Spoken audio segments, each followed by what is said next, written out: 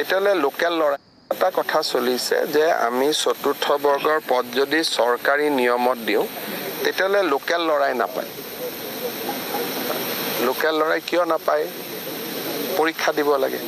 গতিকে তাকে লৈ গাঁও চহৰবিলাকত স্থানীয় ল'ৰাবিলাকে আপত্তি কৰে।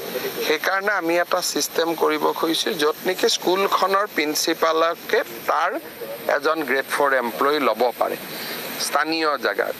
তাৰ কাৰণে এটা নীতি এটা বনাই আছোঁ, কিন্তু এইটো 26ৰ আগত নহয়, 26ৰ পিছত সেইটো ৰাখিব লাগিব। কাৰণ নহ'লে 4th গ্ৰেড এমপ্লয়ীখিনি বেলেগ জিলাৰ পৰা বেলেগ জিলাত গ'লে মানুহে বেয়া পায়।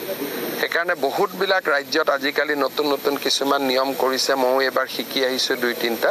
কিন্তু বিধানসভা নিৰ্বাচনৰ আগত যিহেতু আমাৰ এডভাৰটাইজ হৈয়ে গ'ল, নিযুক্তিয়ে হ'ব গোটেই পোষ্টখিনি, সেইকাৰণে এতিয়া নহয়, বিধানসভা ইলেকশ্যনৰ পিছত কলেজৰ গ্ৰেড 4 পোষ্ট, হস্পিটেলৰ গ্ৰেড 4 পোষ্ট, স্কুলৰ গ্ৰেড 4 পোষ্ট, এইখিনি যাতে সেই মৌজাটোৰ ল'ৰাই বা সেই গাঁৱৰ ল'ৰাই পায়, তাৰ কাৰণে আমি নীতি এটা বনাই আছোঁ।